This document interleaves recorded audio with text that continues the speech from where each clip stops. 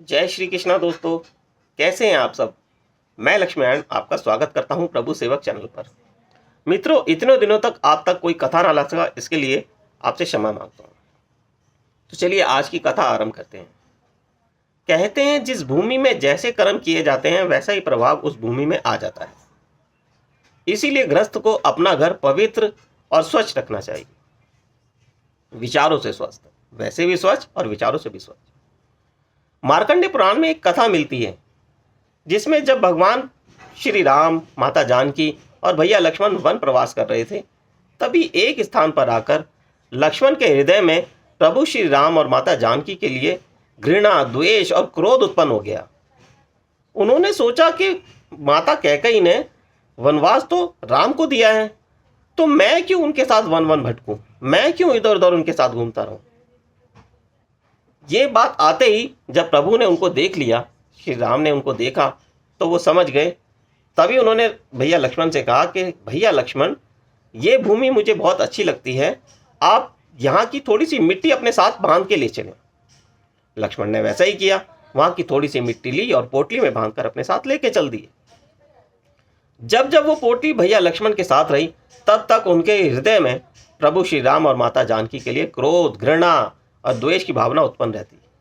परंतु जैसे ही रात को वो पोटली जमीन पर रखते अपने से दूर, तभी उनके हृदय में श्री राम और माता जानकी के लिए करुणा और प्यार उत्पन्न हो जाता।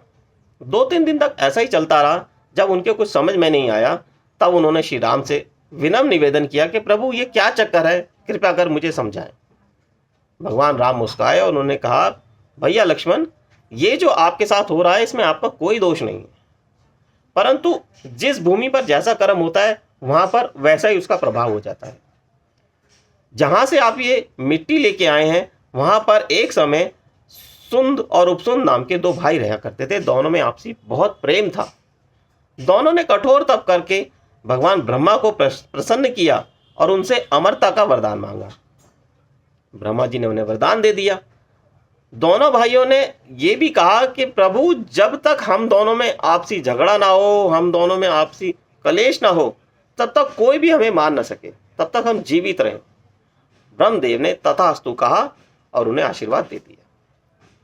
अब दोनों भाई आपस में मुस्कुराए। उन्होंने कहा, भाई हम दोनों आपस में इतना प्यार करते हैं, इतना प्रेम करते हैं, तो हमें तो कोई मार ही नहीं सकता, ना हमारे बीच झगड़ा होगा, ना हमें कोई मार सकेगा। ऐसा विचार दिल में करके, ऐसा विचार मन में करके उन्होंने देवताओं पर आक्रमण शुरू कर दिया और देवताओं को मारना शुरू कर दिया। देवताओं जब उनसे तंग आ गए, जब देवता उनसे परेशान हो गए और उनको नहीं मार सके, तब वो परेशान होकर भगवान ब्रह्मा की शरण में पहुंचे और उनसे विनम्र निवेदन किया कि प्रभु कृपा कर इनसे हमारी रक्षा करें। आपने इनको अमरता का वरदान दे दिया, जिसके कारण ये हम पर आक्रमण कर रहे हैं और हमें तंग कर रहे हैं। तो ब्रह्मदेव ने अपने तप से तिलोत्तमा नाम की एक अप्सरा उत्पन्न की, जो बहुत ही मोहक और बहुत सुंदर थी। भगवान ब्रह्मा ने उस अप्सरा को इन दोनों भाई सुंद और उपसुंद के पास भेजा। दोनों भाई उसकी सुंदरता को देखकर उस पर मोहित हो गए और उसे पाने के लिए लालायित हो गए। परंतु अप्सरा ने कहा कि आप दोनों में जो भी विजेता होगा, मैं उससे विवाह करूंगी, मैं उसके साथ रहूंगी। ऐसा सुनकर दोनों ही भाई आपस दूसरे को लड़ते लड़ते दोनों ही मर गए। तो जिस जगह वो दोनों लड़ते लड़ते मरे थे, वहां अंत समय में उसमें द्वेष, भाइयों में द्वेष, घृणा और इस तरह की भावना थी, जिससे वो एक दूसरे को मार गए। तभी से ये मिट्टी जब आपके हाथ में आती है, तो आपके हृदय में भी वही भावना उत्पन्न हो जाती है।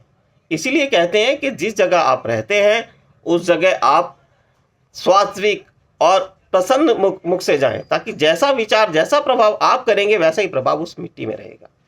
तो अपने घर में भी या बाहर भी, जहां भी आप जाते हैं, वहां पवित्रता, स्वच्छता और प्रसन्नता फैलाएं। जय श्री कृष्ण।